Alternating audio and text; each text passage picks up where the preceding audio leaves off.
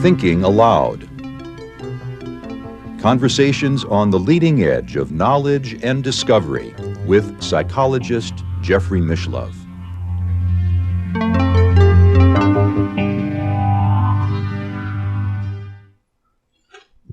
Hello and welcome. I'm Jeffrey Mishlove. We'll be looking at initiation today from a psychological perspective. My guest is Andy Hilton, who is the author of Anthropology and Mysticism in the Making of Initiation. He also edited an anthology called Perspectives on Commoning. Welcome, Andy. Hello, welcome. Thank you for coming. It's a pleasure to be with you. Likewise. To my knowledge, most psychologists don't address the topic at all. But if we were to look at a psychological theorist who has something to say about initiation, wouldn't it be Carl Jung? It would indeed. It would indeed. Backtracking a little, we spoke in the first interview about how I was establishing this field of initiation studies as a sub-discipline or a discipline, and part of it involves usage of the term initiation. That's in anthropology and in the mystical spiritual tradition. But part of it, as I understand the subject, the word initiation isn't used. So I refer to this as the covert approaches to initiation. And basically psychology it comes under that category because the word isn't used. Of course, in the case of Carl Jung, he didn't use the word initiation because he used the word individuation, which basically means initiation, but it's a scientized terminology in order to bring forth the self. One can talk about the distinction between the two, but yeah, Carl Jung was definitely talking about initiation as I would understand it, and he was himself an initiate. He went through his own initiation. So, would you say that he initiated himself? Yes. Although he does talk about active imagination and coming into contact with what I have to call a spirit guide he called Philemon. So the idea of active imagination came from him. Yeah. So he definitely initiated that idea that he worked with, and he made his own path as he went along. And initiating oneself is to construct one's own path as you go along, because if you're not following a path, you're making a path. So in a sense, yeah, of course. Mm-hmm. Now, you also refer to I think it's the writings of Gail Sheehy, who wrote a best-selling popular book called Passages. Of course, we discussed how anthropologists have used the term rites of passage, and she kind of draws on that in talking about stages of the human life cycle. Right. And in the field of depth psychology, we would refer primarily in this context to Carl Jung, of course, but there's another field of psychology which is developmental studies, and that's what you're referencing there with the idea of the life cycle and stages of life. We can compartmentalize life, and my idea is that we can compartmentalize the stage of youth, starting from adolescence going through to the 20s, maybe longer, and call that the stage of initiation. So we can break up life into different stages. And so in this framework, we have childhood, we have youth, which is initiation, we have adulthood, which is maturity, and we have something after that, which is older age and elderhood. And different theorists break these stages up differently. Of course. Carl Jung had adulthood starting at age 40. Of course, numbers like 40 are a little bit arbitrary, dependent on our decimal system of breaking up 20s and 30s and 40s. A more mystical system, of course, would introduce numbers like 33 or 29, something like that. But you referred for for example, to the astrological notion of the Saturn return? Well, yeah, that's primarily because that was my experience as I was going through my own initiation. I had a friend who asked me how old I was, and she said, "Oh, that's Saturn return," and gave me a book on Saturn return or Saturn. So that coincided. Which is a 28-year cycle. Yeah, I think it's technically. I think it's 29 and a few days. I mean, this little, but that's the end of the 20s. So that takes us nicely through the teenage, through the 20s. So that could be a paradigm period until, say, age 30 is a paradigm period of initiation. That's an idea I had. It's only one paradigm. I mean, you could have others. Uh-huh. Well, I thought it was interesting in a psychological sense. You had this profound experience in a shamanic workshop around the age of 29. Right. I mean, I actually had three shamanic workshops, and each one had its own experiences. That was one of the most profound in the first one. Just continuing, in that first one, I also saw what we might call ether. Hard to describe, but it was like I've seen a description recently, ribbons. So it's like ribbons of energy, and I'm seeing these ribbons of energy, like a dark smoky color.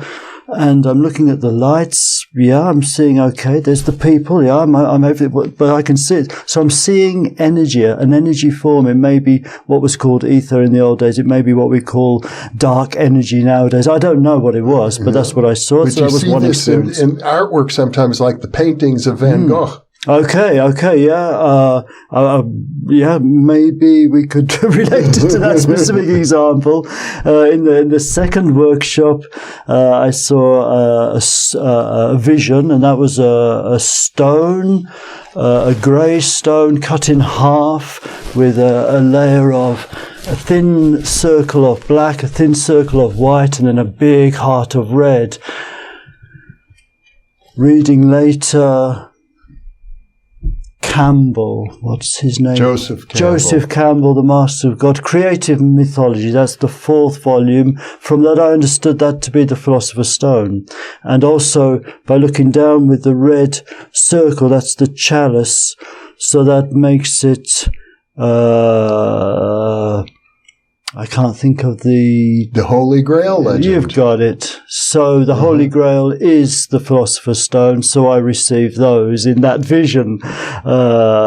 And then in the last workshop, we did a vision quest, and toward the end of the second day in the hills, we just go out to the hills and sleep there and be in the wild, and a tremendous peace came upon me, a wonderful peace, and I could see the energy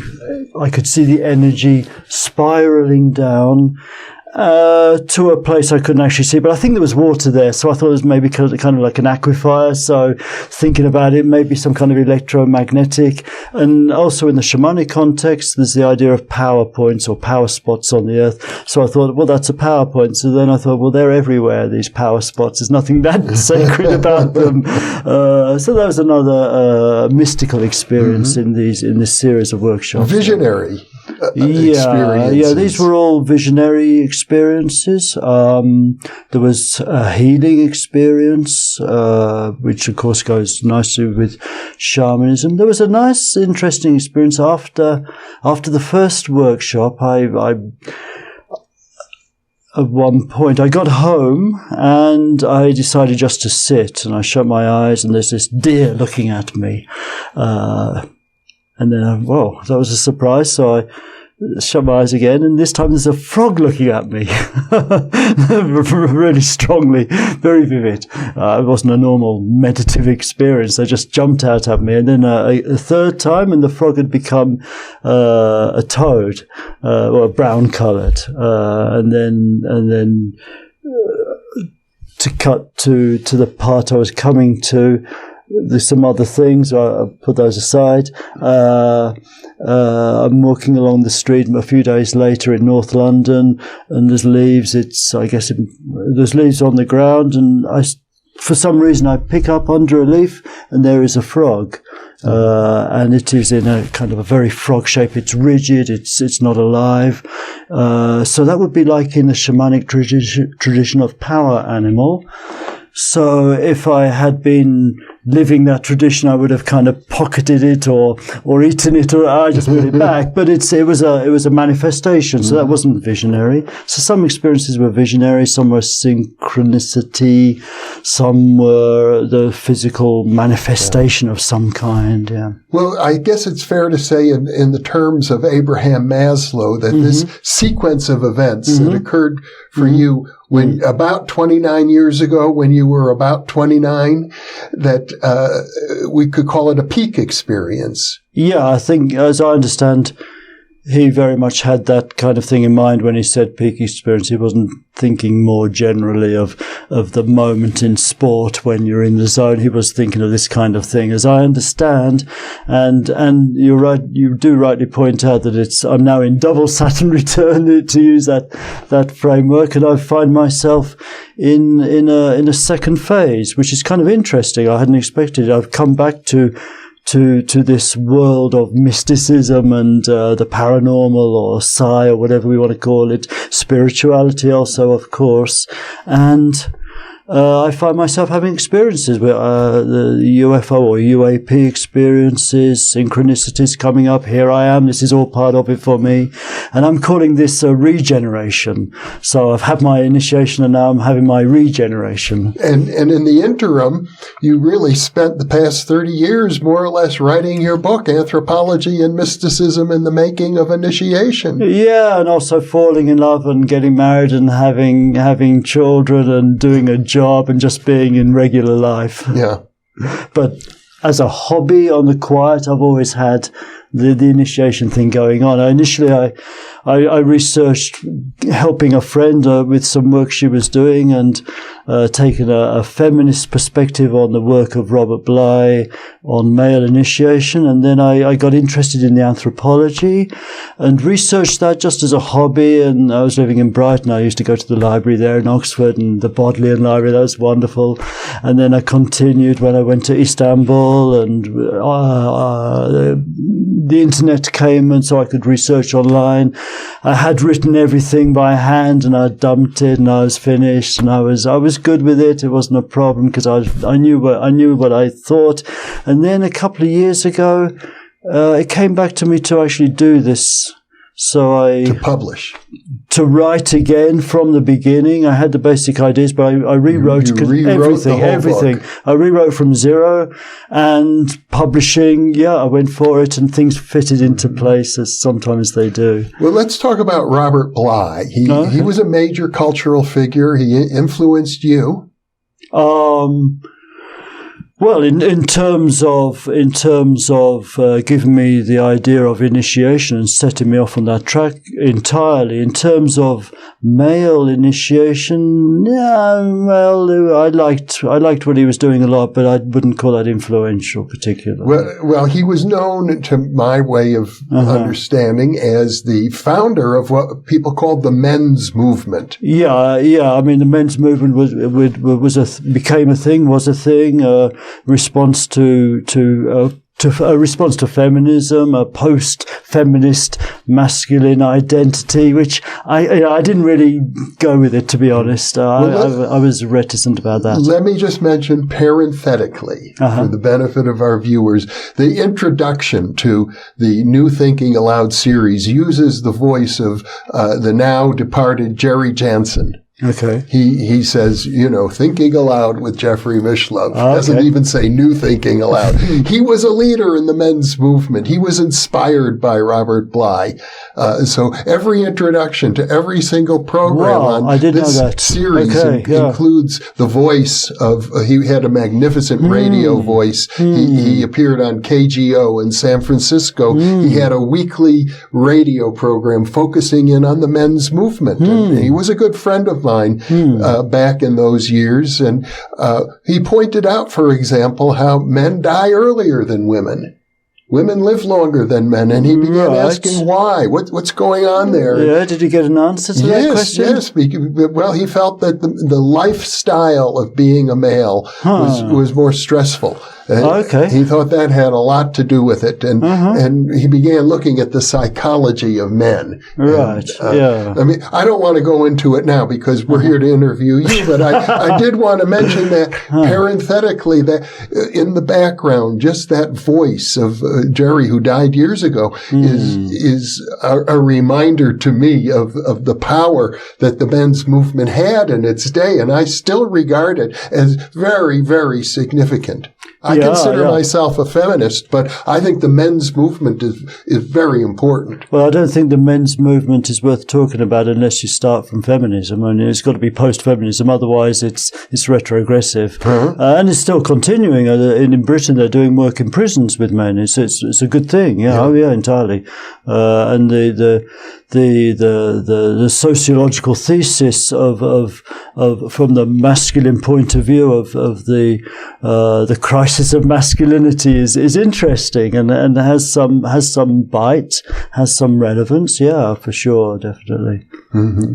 So Robert Bly, though, introduced you to the notion of initiation, and Robert Bly maintained that this was something that evolved out of a masculine culture. You researched that and discovered it not to be the case. Yeah. His anthropological base was not as good as it might have been.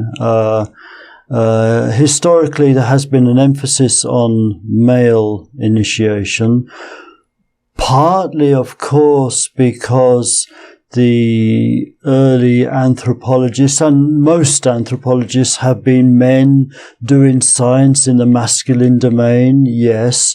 But more importantly, it seems that the male initiatory rituals that were observed by the white man going to the south, shall we say, would have been of boys because they were done outside, whereas girls' initiations did tend to be inside, and so the girl would be kept inside the hut, for example, but typically, and alone.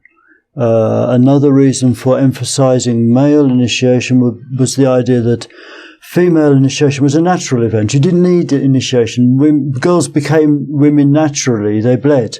When a woman first menstruates, that's her time to become a woman. So you don't need anything social to make a girl into a woman. But the research actually shows that not to be the case at all.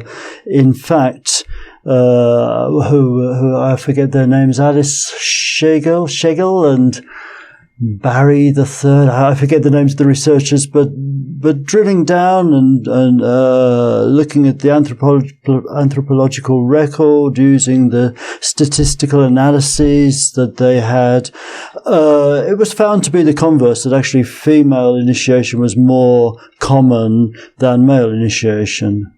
So we shouldn't focus initiation as a masculine thing, although it tends to be kind of taken that way somewhat, yeah. So that was a surprising finding for you. That was a surprising finding coming from Robert Bly's emphasis on male initiation, of course, of course.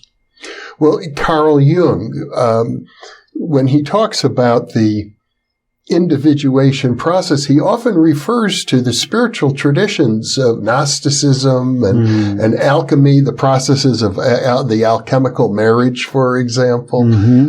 It seems that he's very clearly describing individuation, at least in his own case, in mystical terms.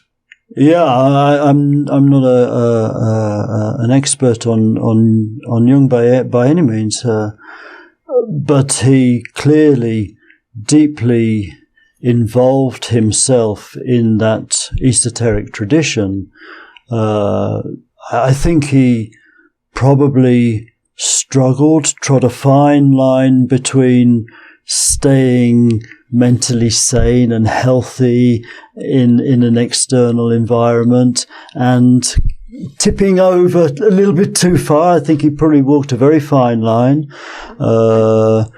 He said himself that Nietzsche failed because he didn't have a family around him to keep him sane and keep him stable, and Jung was okay because he had that social setting to hold him and enable him to go into the esoteric and identify and work with the various techniques that he developed, and he had that to hold him and to continue through. Yeah, he just seemed to have had a very esoteric aspect to his own initiatory process, and perhaps he used the word individuation specifically not to refer to the esoteric. But what you're suggesting here by reference to Nietzsche, who by many accounts went insane at the end of his life, and Jung, who by many accounts went right up to the edge and came back. Right. You're talking about some of the dangers involved, the psychological danger of fully becoming yourself. Well, that's interesting. The psychological danger of fully becoming yourself entirely. Yeah, so I can relate that in a couple of ways.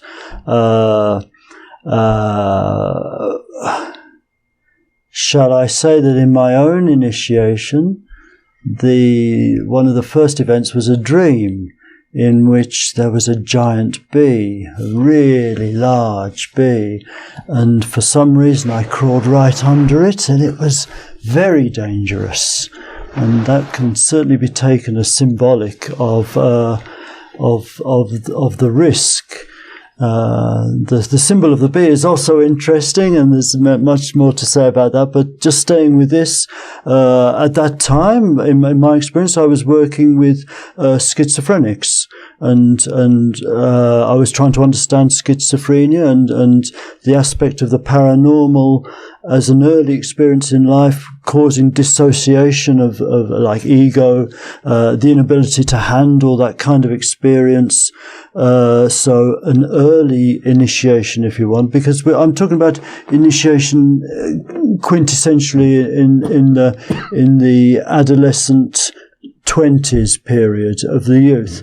But that's only one pattern of spiritual development involving paranormal that we can observe. Another one is the person who has it through their life. They can remember experiences very young, and they don't have this special kind of initiation at 20, 28 or whatever mine was. They can remember when they were 4 years old, 7 years old, maybe they claim womb experiences. It's been all through their lives. So that's another kind of experience in which danger comes in a different form, perhaps. Mm-hmm. Well, in the shamanic tradition, there is the notion of the initiatory illness, that one becomes sick, sometimes nearly to the point of death, and one has a choice. You either heal yourself and thereby become a shaman, or you die. And that also links to the rites of passage idea. So this is the separation, and now we're in the liminal phase, and the liminal phase is the phase of death. In one sense, it's the death from the social world, but in another sense, it can be very much physically paid out. And if we apply the idea of initiation less mystically, but just to regular life, we can say, or we can interpret anybody's life. Anybody can review their life in an initiatory way. So we put that as a perspective on the life development. So, it may be literally when somebody was knocked over by a car, that was a point of initiation for them in their, whatever it may be. It could be many things. It can be the end of a relationship. It can be when the business crashes, when they lose their job, or when everything goes wrong. That can be that death time. That's in their initiatory story, if they want to read their lives in that way, if it makes sense to them, to the individual. Of course, it might feel like too forced, in which case, don't bother. But I always find it interesting when I notice that it fits. Well, I thought it was fascinating that in your book you refer to at least one novel, The Kite Runner, as an initiatory story. And it dawned on me that novels as a literary genre really in the Western world at least began in the 18th century, maybe some a little sooner. At just about the same time that anthropologists were beginning to explore the concept of initiation. And pretty much every novel, every good novel is kind of an initiatory story about, the coming of age of... coming of age, rites of passage novels, and now we have rites of passage films. Certainly that the idea of the rites of passage novel as a genre was around in the 1940s. It's been quite a while already. And then we could also say, I guess, that the production of the novel is a rite of passage, isn't it, for the author? So, But in effect, if you look at anybody's life, if they end up going through a major transition, can be thought of as an initiation. And I know you use the example of the Kite Runner, which is a story of an Afghani person who goes through horrible self-realization, almost devastating, where he sees himself or comes to see himself as a moral failure and has to recover from that, and makes a recovery from the recognition of one's own failings. And another aspect of that story is that he migrates. And migration is an initiation, and it's from the home territory to the destination territory. In classical migration, you go from one place to another place, and the in-between place is the liminal phase. And I remember in my book, I just have a little quote at the beginning, which is the name now. I can't remember the group. It's from the Congo, and it's a phrase for people who are traveling, and it means something like they're not living. Any traveling is a passage also. So migration comes into it. Now you've been using the phrase liminal. Liminality. It's a very important phrase to anthropologists looking at initiation, but it has a real psychological meaning as well. Let's dig into that a little more deeply. How are you thinking of psychological? Well, you talk about it as sort of transitional, meaning neither here nor there. Okay, that comes from Victor Turner, who picked up on Arnold van Gennep's work. So van Gennep, who was Belgian, wrote in French, Le Rite de Passage, had the tripart structure, separation, liminality or marginality, marginal, and then incorporation, reincorporation, I say recorporation. So the liminal is the central phase, and that's what Victor Turner focused on, kind of naturally, because that's like the heart of initiation is the middle phase. How should we understand it? It involves inversion of norms, so it involves divestment of ego, an antisocial aspect, and then going another stage, an asocial aspect. Psychologically, it involves the reduction, declothing, denaming. Therefore, everybody in that phase is equal, so they naturally come together because they're all equal. They got nothing, and that's a kind of a phase of, like we could say in contemporary life, young people coming together at a music event, and they feel as one. For example, or students, for example, have nothing. They're outside. They're neither one nor the other. There's many contexts that we could put that to. I remember when we discussed this a couple of days ago, it reminded me of a movie of Marie Antoinette, who was an Austrian princess who became the Queen of France. And she was brought in a royal retinue, in a carriage from Austria to France. And when they reached the boundary, she, of course, as a princess, was dressed in her royal garb with her royal pets, and they stripped her naked. Right. And she had to give up her pets, her clothing. On the border. Right at the border. Right, okay. When they crossed into France, she was given a whole new set of clothes, new pets. New name. New name, I presume, yeah. Yeah, renaming is part of initiation. And that's interesting. It just occurs to me that for a woman marrying, she takes on a new surname. So that still carries on in that small little sense. Typically takes on a new surname. And that happened at the border, which was the original metaphor for Van Gennep, was that when crossing the border, we are going through this space of no man's land. And then he put that into the idea of society as a building, as a house, and each stage of life is a room. And when you go from one room to the other, you cross through the door, and the door has the limen, which is the door frame, the Latin for the door frame. So that's where liminal comes from. When one is crossing from one room of the self or one position of the self in society into another room of the self, as one crosses, one is going through the in-between, neither one nor the other threshold.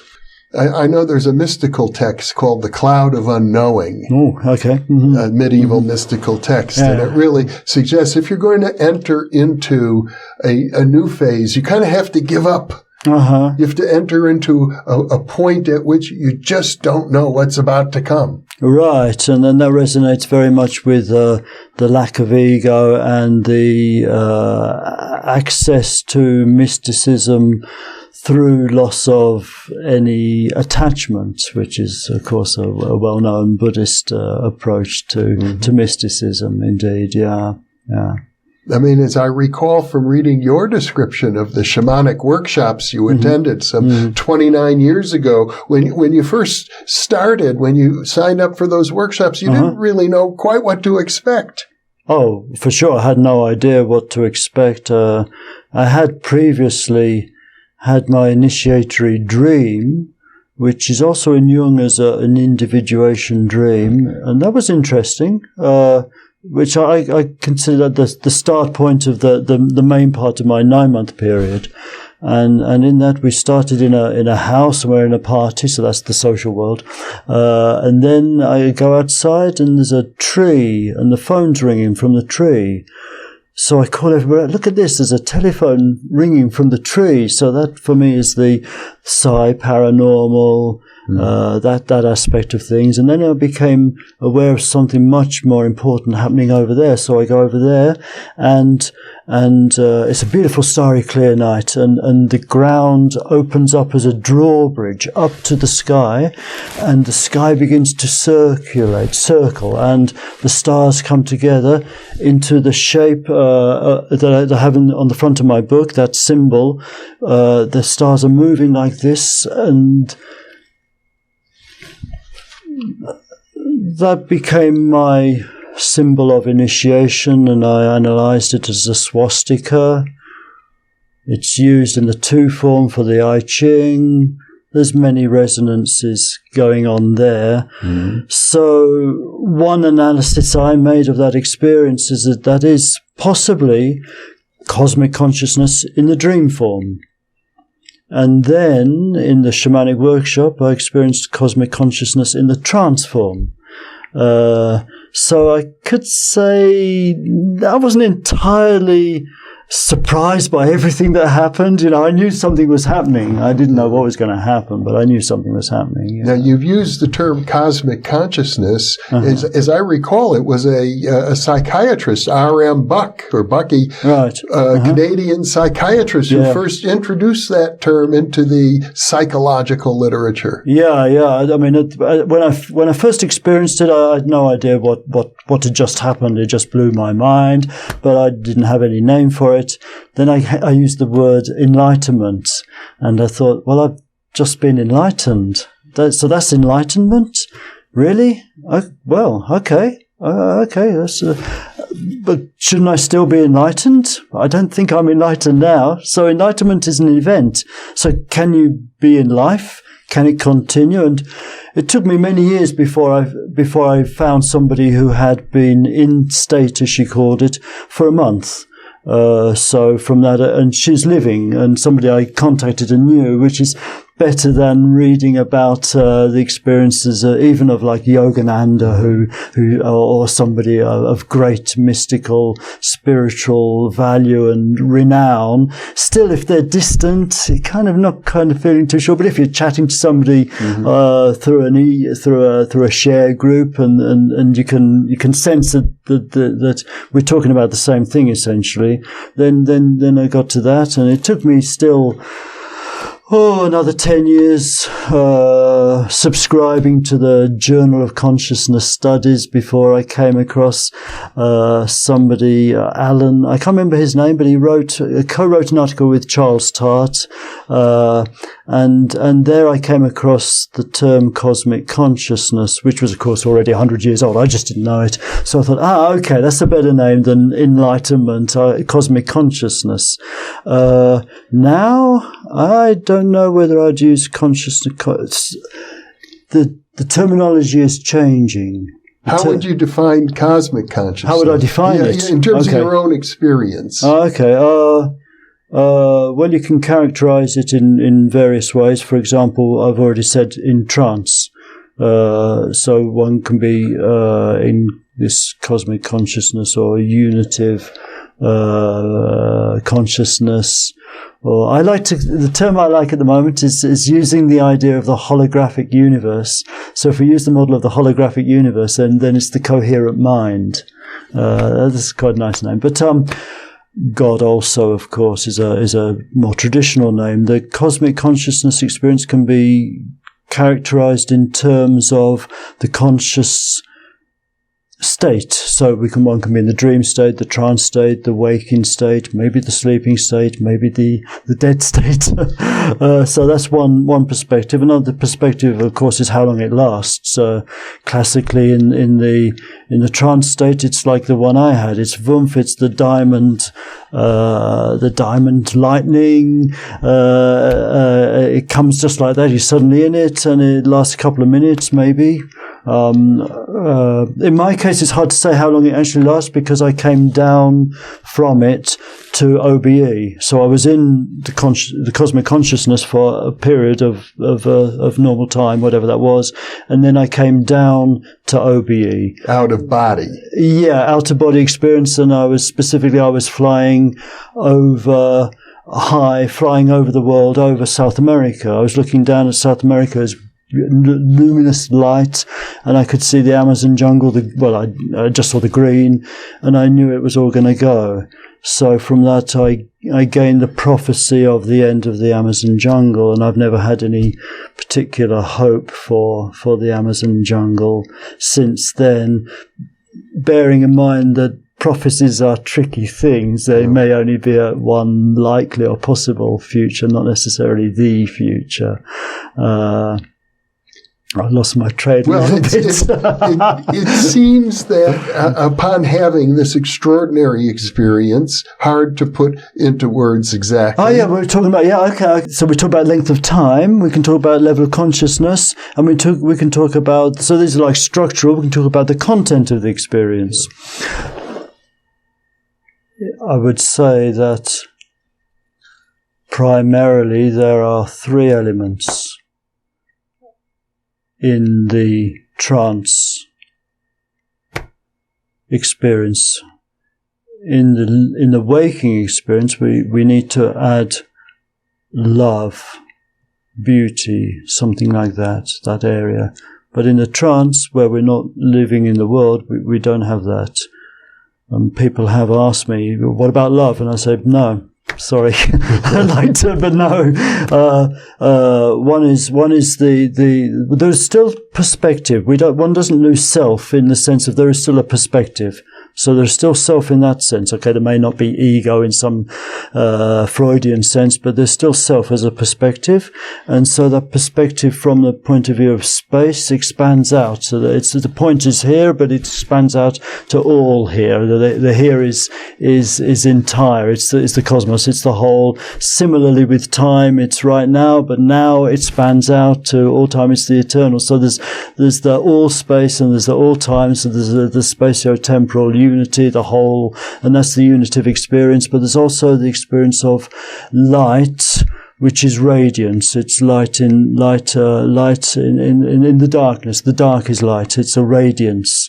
So the luminosity, the radiance, the spatio-temporal whole as a direct apperception of the Kantian transcendental, we could put in that term. That's the contentful core, to my mind, of what we're calling the cosmic consciousness experience. And that's why I reject the idea that we can't talk about it, we can't name it. What was it? Ineffable. Yeah, I mean, I think I've been reasonably verbose in describing it just now. I don't think I was ineffable. I don't see there's anything that ineffable. It's qualitatively more ineffable than love, which is qualitatively more ineffable than blue.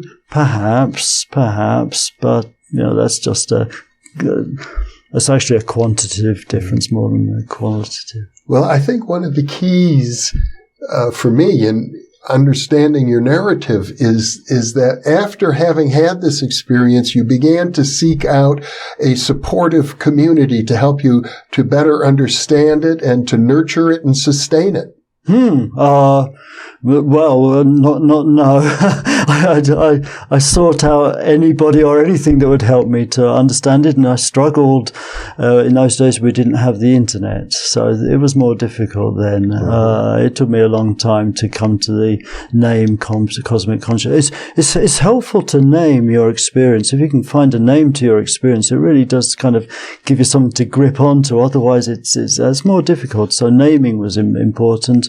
And I take where you're coming from. I was reaching out. I was trying to connect, trying to find. So I was trying to find. Through the Journal of Consciousness Studies. The Journal of Consciousness Studies. Yeah. I went to the launch of it in Oxford, and so I subscribed for 10 years and kind of read everything, tried to understand everything in it. And there was this one article which was on somebody's cosmic consciousness experience. That's where I got the name. It was co-authored by Charles Tart, through which I connected to Rhea White, who I'm sure you can say, you knew. Did you know her? Yes. Yes, of course. These are all, Charlie Tart was one of my faculty at Berkeley when I got my degree. And Rhea White was a very prominent member of the parapsychological community. So from the Rhine Institute, I believe. Well, I think she was independent, but as I remember, she was the editor of the Journal of the American Society for Psychical Research in those days out of New York. Okay. She was based in New York, as I recall. A lovely person, and co-authored a wonderful book with Michael Murphy on the psychic side of sports. Okay, back to being in the zone. Yeah, I mean, it's lovely to be here and to talk to you. For me, this is all a mythology because you've got a few years ahead of me on that front. But it's wonderful to hear this. And Rhea, I said Rhea, you say Rhea? Okay, Rhea White. So in the early days of the internet, she established EHE, which was, what was that standing for? Exceptional Human Experiences. And she emphasized the emotional aspect, which I really liked. I thought we've got to bring in the emotions, because all this kind of like very sterile testing of psi abilities with Zener cards and statistics. That's not good. No, we've got to get involved in this. This is a feeling thing, and those studies are going to kind of fail because they don't bring in the emotions. I thought it was quite likely. So they're set up on the scientific paradigm to fail. I don't think they do fail, but no, but they experience what's known as a decline effect. Yeah, okay. People do well initially, and then over time they become boring. which is related directly to the emotions, and Yeah. and so she had this network. So we had Yes. it was like a share. Yeah. What do we call it now? A share group, internet sharing. Yes. Well, we're going to talk about your other work, the book Perspectives of Commoning. All right. You want to bring that in here? Well, no. We'll do a separate interview. Oh, okay. For benefit of our viewers, you're here in Albuquerque. You've come all the way from Istanbul. All the way to be here. I greatly appreciate you making the trip, and you, in addition to your work on initiation, you edited this magnificent volume on a topic I had not heard of, but which is very relevant to everything we're talking about, commoning. Right, and it certainly includes sharing on the internet and sharing groups. Yeah. That is a form of commoning, a form of sharing, definitely. And it was from that group that I contacted Claudia, who had been in state for a month, and got that perspective. Yeah. Yeah. So you found people who could acknowledge what you had been through. No, I didn't need that. I didn't need acknowledgement. I wanted connection. I wanted to connect with other people. That's for sure. I wanted some framing by the name. That's true. But I didn't need.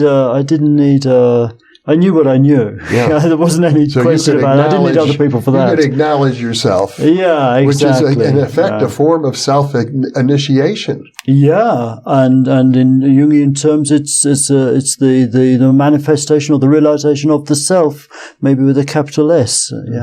Yeah. Well, Andy Hilton, once again, a delightful conversation. I am so glad that you're here, and I want our viewers to check the listings because there's more to come. Oh, wonderful. Thank you very much. Thanks. Thank you, and thank you for being with us.